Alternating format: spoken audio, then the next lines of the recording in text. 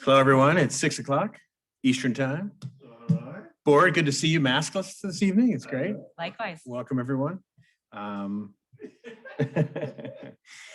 We'll call this meeting to order here. Let the record be known that I think most of us are here, at least in attendance. And I don't believe any of the other members are there on. I'm here. Oh, you are? Yeah, sorry, I'm on my phone. Okay, Ryan, good. Thank you. Thanks for joining. All right, let's get started. Before we proceed, I'll read the proverbial Zoning Board of Appeals Chairman's Preamble, and then we'll get into the agenda for this evening. The Zoning Board of Appeals is charged with the responsibility of granting variance ordinance requirements after determining whether there exists an undue hardship upon an applicant if a variance is not granted. In determining whether or not to grant a variance, the board shall apply the criteria specified in the City Code of Ordinances to the facts of each case.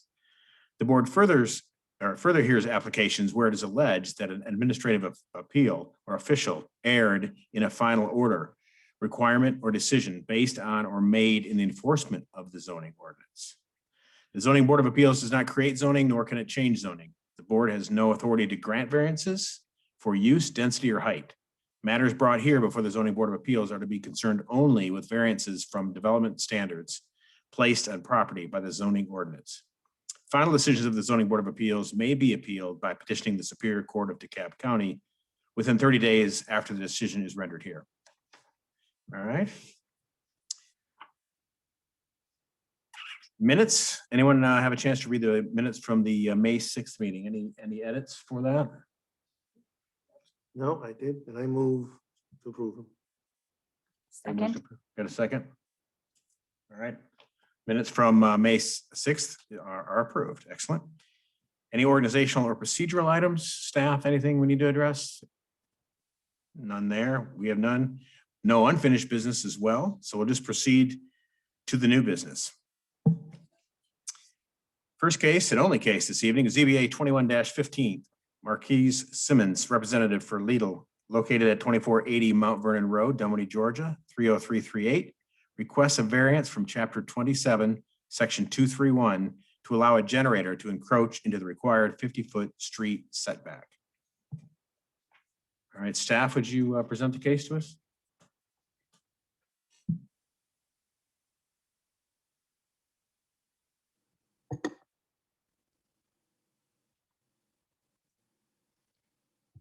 Good evening, everyone. So the case on the agenda this evening is 21-15 for 2480 Mount Vernon Road. The applicant is requesting to install a generator within the street setback.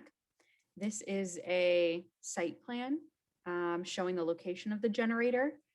You can see the dashed line. I don't know if you can see my mouse, but to the right up against the building, that's the 50-foot street setback.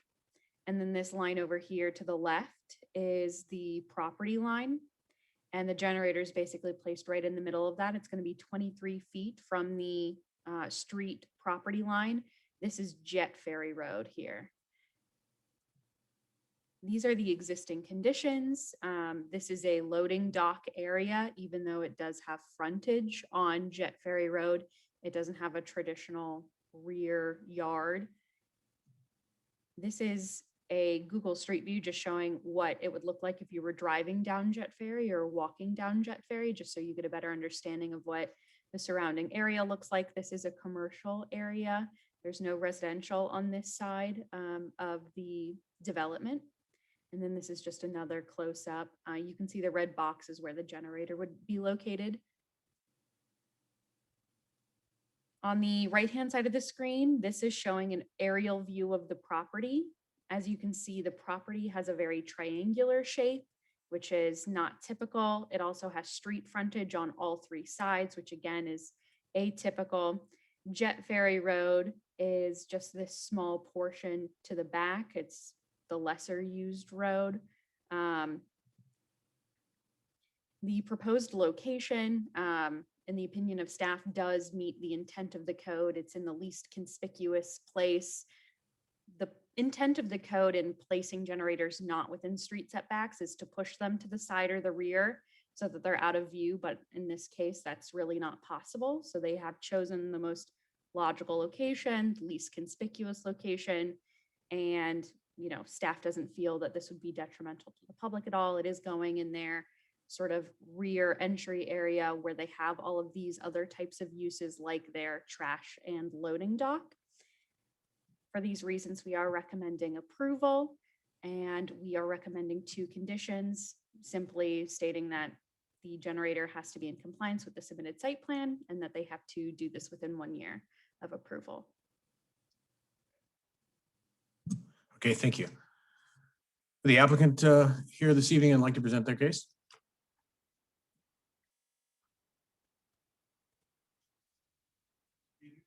Good evening.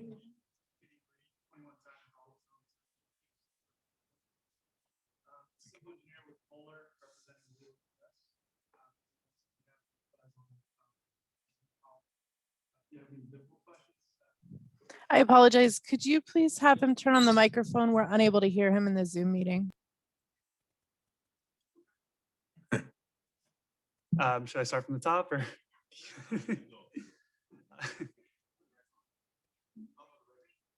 It's Gideon Lee, 2110 Cobblestone Circle Northeast, Brookhaven. Thanks for your time tonight, and thanks, Madeline, for presenting our case. As you all know, our main purpose here is to really install an emergency generator to provide, disaster preparedness in terms of, whether a storm comes through or power outages, so on and so forth. As you can imagine, it's very important for a grocery store with perishables and so forth. From a site plan perspective, we did look at, various placements to find a home for our generator.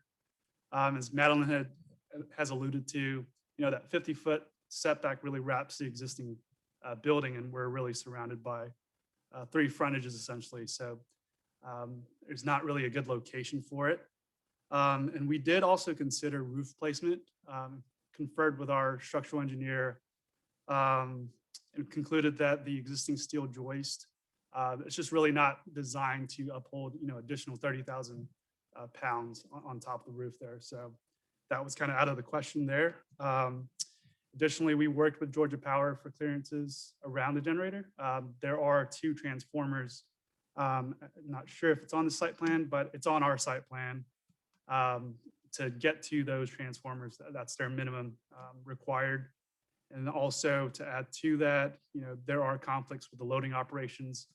All that to say, the site plan in front of you, is our most optimized location. We did take, these steps into considerations before placing the generator. And then on one of the site photos, you can see there is existing landscape screening on Jet Ferry Road. And we would be proposing the required screen wall around the generator as well. But pretty much, if granted, we believe this project would greatly benefit the community, in case of a disaster. But yeah, thanks again, and I'll stick around for any questions. Great, thank you. Is there anyone here this evening or online in opposition or wants to speak about this variance in any other way? Please raise your hand in the Zoom application. I see no hands raised at this time. Okay, great. So we'll close it for more questions and open up to the board for further questions. I have a quick question. The picture we're looking at now shows where the generator will go, but I'm curious, there are the 2 trash compactors. Is that what's back there?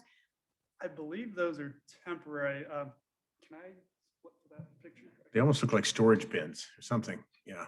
Are you referring to the? Those, Yeah. okay, or storage pods.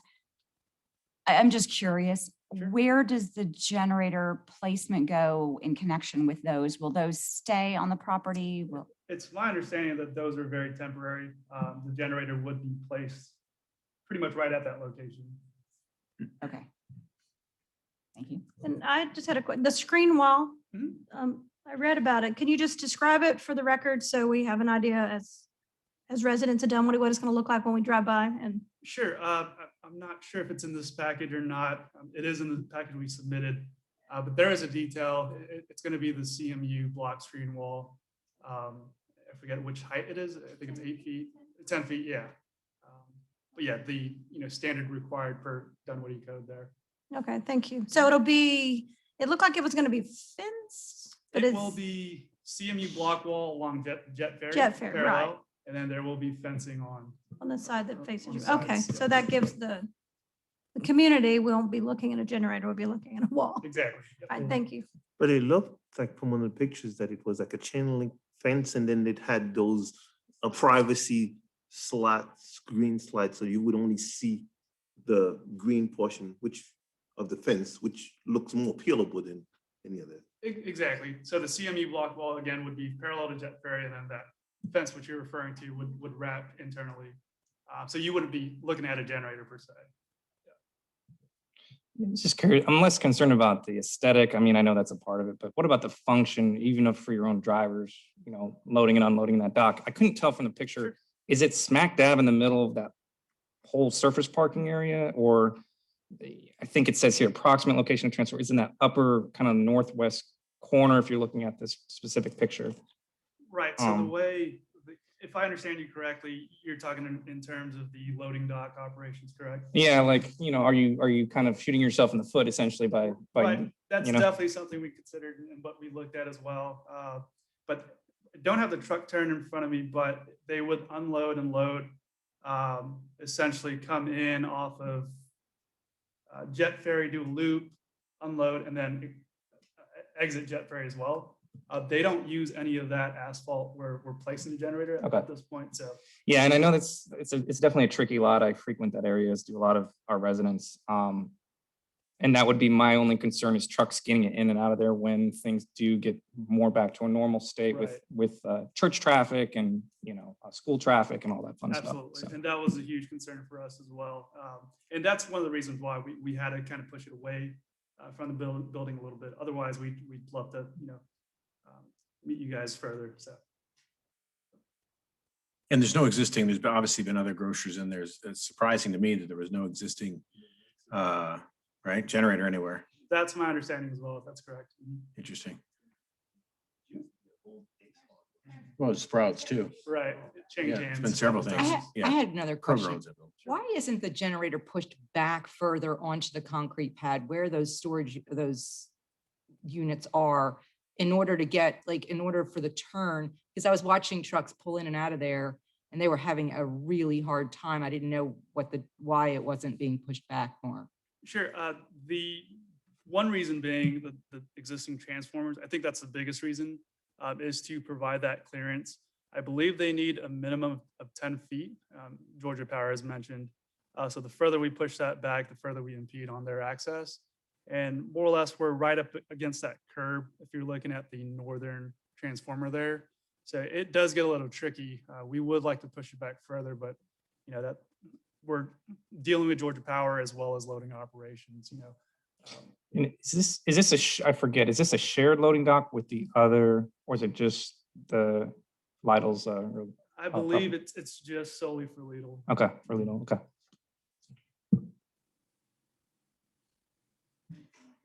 Any other questions, board? We have a motion? Yeah, I'll move. We look, no, I think it's a good thing. We don't want perishables there. I really don't see they have any other options. I mean, I think they did a pretty good job of showing that, hey, you know what, that's all we could do. So option one, I move to approve the request for variance from chapter 27, section 231 to allow a generator to encroach into the required 50-foot street setback, subject to the following conditions as provided by staff. One, construction must be in substantial compliance with the submitted site plan prepared by Bowler and dated April 6, 2021. Number two, if construction has not commenced within 1 year of the granting of this variance, approval shall be void. That's on ZBA Second. 21-15. We have a motion, we have a second. All those in favor? Aye. Aye. Let it be shown as unanimous. Variance application passes. Can you tell us how much? Thank you. Thank you. All right, other business. Public comment? Anybody online have a comment in general, not pertaining to the case? If you'd like to speak in public comment, please raise your hand in the Zoom application. I see no hands raised at this time. Great, thank you. Board, any comments? Efficient, all right. This meeting's adjourned. Thank you.